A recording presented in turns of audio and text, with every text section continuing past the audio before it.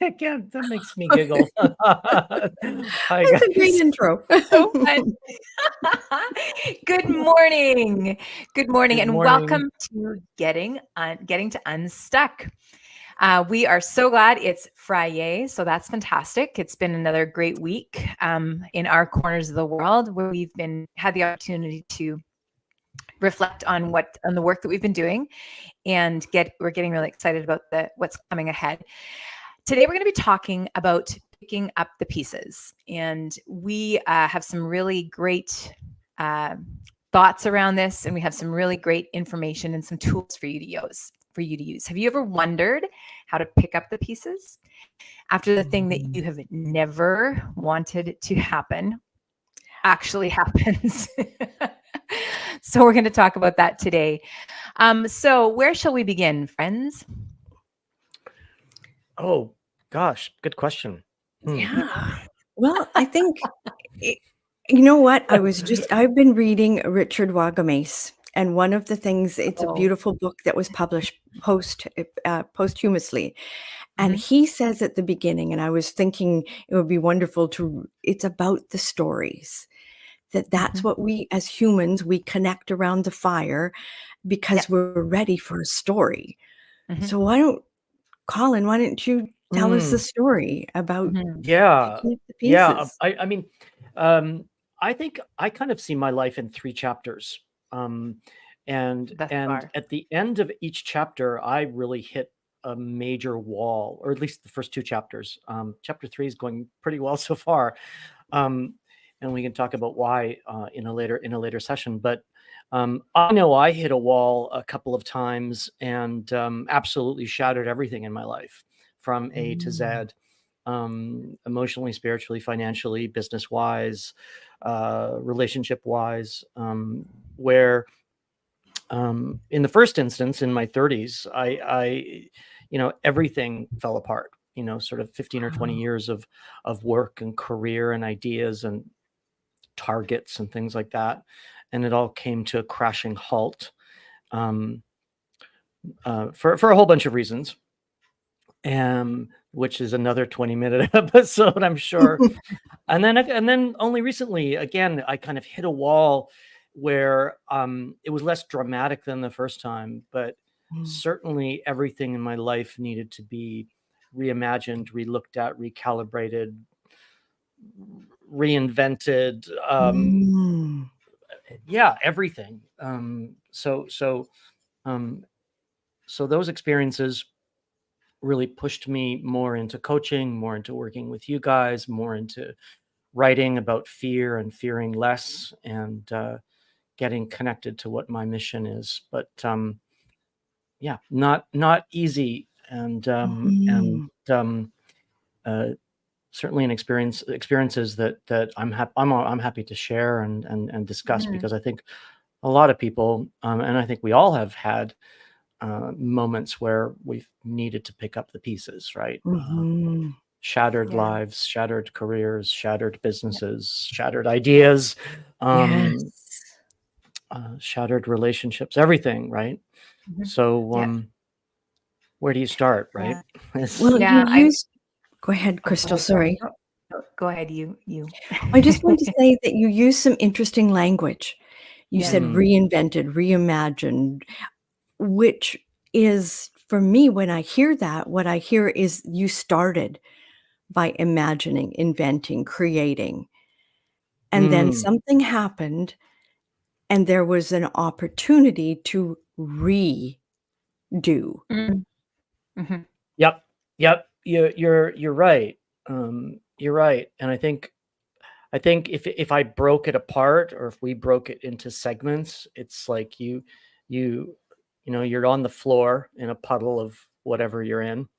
And you've got to kind of recognize and accept, that's like step 1. It's like, okay, here I am. And once you kind of recognize and accept it, you've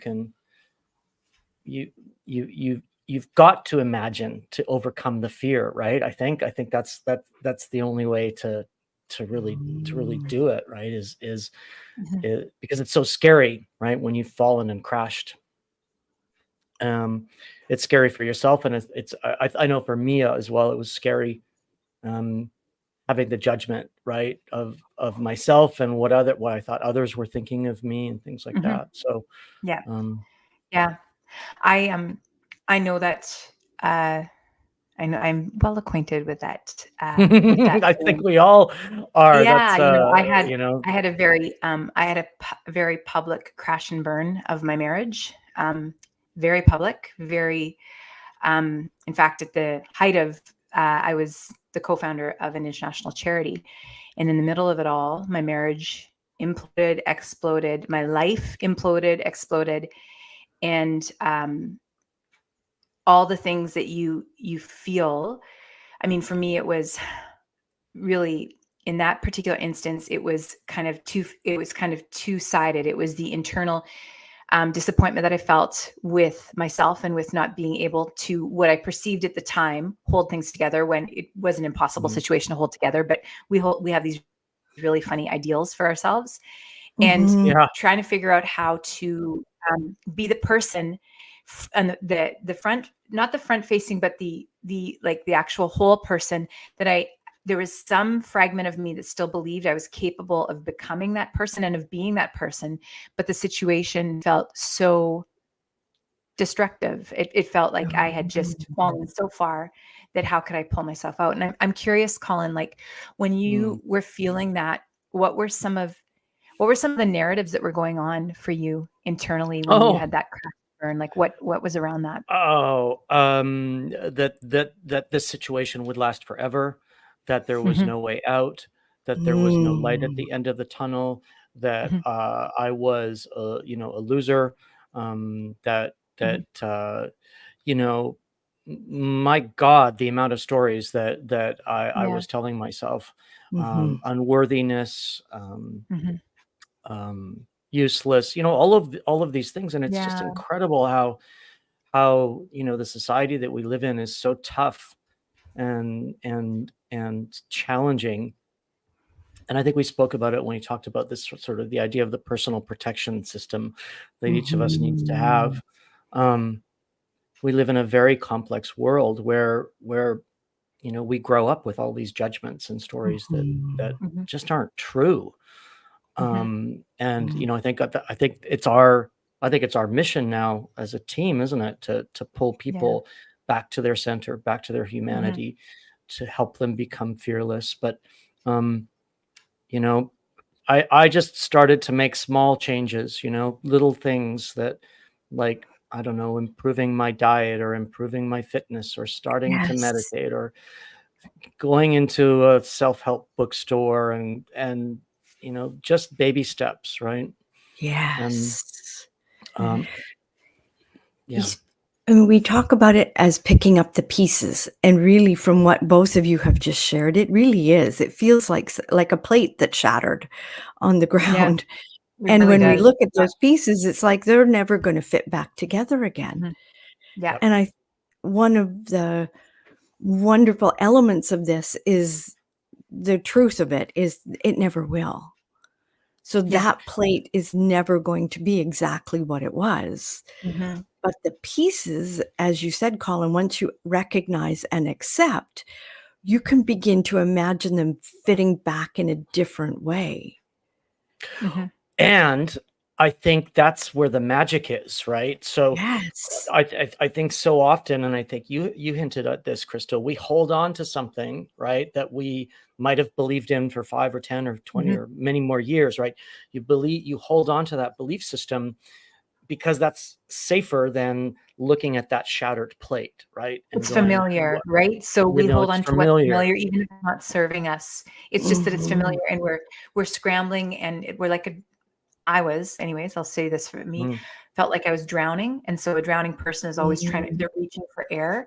And so we fall back into those familiar things. So, yep. we see people do it all the time. That's Mm. why people return to relationships that are abusive. It's not Mhm. because it's familiar, even if it's uncomfortable, and it doesn't need to be that extreme, but we have those mindsets around things. Yeah. Yeah. I Yeah. find it interesting. Oh, sorry. Go ahead, Colin. Oh No. no, I was just gonna. I forget what I was gonna say, but that. but I think that the key here, the nugget, is to, if you can break out of that familiar and look at that plate on the floor of crushed and broken pieces, I think that's where I would say that's where the opportunity is. That's where the Yes. possibility is. That's where the new Yeah. you is in there. In that big mess is the new you. Totally. Yeah. I want to Right? acknowledge that somebody who, maybe a whole bunch of people who are watching this, maybe live now and maybe at the recording, are at the plate stage. And maybe the plate is just on its way down to the floor. Yeah. And one of the, as you said, magic pieces, Colin, is to recognize that that's a fluid state. It's not going to stay the pieces on the floor, because we're humans and we have an incredible resilience. Yeah. Yeah. Yeah. Yeah. It's good to acknowledge and good to remind people of that, because I think you're right. Yeah. A lot of people, and we talk to them every day, are stretched beyond human limits, right? And I think one of the things that we always emphasize is in that process of picking up the pieces is to be gentle with yourself, right? Our evolutionary biology is not caught up with all of this technology and all of the hyper novelty of our world. So if you're feeling frazzled and you're feeling disconnected and you're feeling off, that's perfectly normal because of where we are. And it's actually good news, because you're feeling sad. Yeah. If you can recognize those feelings.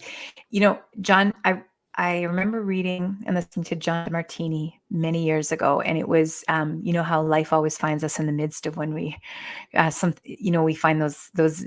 Carol called them those glimmers in one of our previous conversations, and I remember him saying, "There's nothing to fix, only much to love." And that has been a bit of a mantra that I've returned to over and over again, because when we're focused and fixated on fixing something, we're always looking over our shoulder, and we slip into, like, if only I had done. We slip into regret, we slip into blame, we slip into judgment. And it's a disempowered state, because we're trying to pull the past, which no longer exists, right? The past is gone. And so when we allow ourselves to recognize there is nothing to fix, because what's done is done, can't change it, can't press, play and repeat on that. There's nothing to fix, but there is much to love. And those are the glimmers, and those are the moments. And Colin, you referred to it earlier when you said, like, finding those small things. And in one of our previous conversations, I was saying that I've lately been thinking about how one of the ways that we get tripped up, and I notice this with the clients that I'm working with, particularly through our coaching work, is that when something feels so big and so out of balance, we think that we're going to have to do something equally as big, or that we judge to be equally as big and monumental in terms of the weight. And so that's where we can freak ourselves out, because we're like, it could be something like I don't know, it could be anything. If we could use a simple thing where we're frustrated with our health, right? So we think that we've got to go all out, all at once, and that's it. I'm blocking 90 minutes a day, and I am going to train for a marathon. And those things are great. But what about not pressing snooze? Let's start with that. Let's start with not slapping the snooze button in the mornings, and let's give ourselves those things that we can actually begin to love about what we're capable of doing. And rather than focusing on all the reasons that it's gone wrong, what are all the possibilities of what could go right? Yes. And when both of you, with the stories that you've shared, when both of you turned that corner and got to picking up some of the pieces, what was the successful result? One that you can remember. Go ahead, Christal. Well, I will be very honest. It was a very dark point in my life. Everything was very, very unstable and volatile for many reasons. And I was in another country as well, living in another country that wasn't my home country. And there's just a lot there. So I went from curling up on a hard tile floor and crying when I put my daughter to bed and shut the door quietly and crying so that she wouldn't hear me in a locked room, to starting to ask myself, okay, what's possible? What can I do? And I'd wake up in the morning, I'd be like, what's one thing, Christal, that you can do today that's going to push things forward? And so I actually, for me, that was, I started attending a yoga class that was down the road from where I lived. And I just started showing up every morning to that yoga class. I dropped my daughter off at school, and I decided that this is something where, and I started to build community. And that was how probably one of the first things that started to give me the glimmer of hope. And it doesn't have to be something like yoga for anybody. It's irrelevant what it is. It was just that I started to somehow focus less on what was the pain and start to think about what I wanted my life to look like. Because like you said, Colin, when you're in that dark place, it's so tempting to feel like this is a fixed state, right? Like it's just so tempting.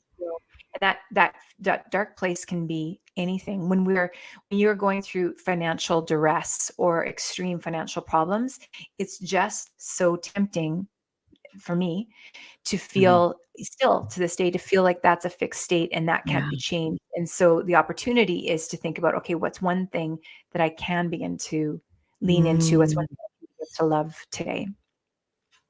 Yeah. I think for me, it was at least at the end of chapter 2, and now I'm in chapter 3. It was putting myself first. So putting me finally at the center of the circle, right? And not putting my eggs in everybody else's baskets, which I have done throughout my life, where I would, focus on their success or their goals or their business or whatever. And I think it's really important, if you do crash and burn and break the plate, that like Christal said, baby steps, small recognition of love, with you at the center of it all, right? In that, and we might have spoken about this in the past, and maybe we should do a whole show on it, where this idea of healthy selfishness is so important, right? And we've said it before, put on your oxygen mask first, because when you do crash and hit some kind of wall or barrier and are stopped by whatever you're stopped by, there's this, I think there's a tendency to beat yourself up a lot and the blame game and all that, right?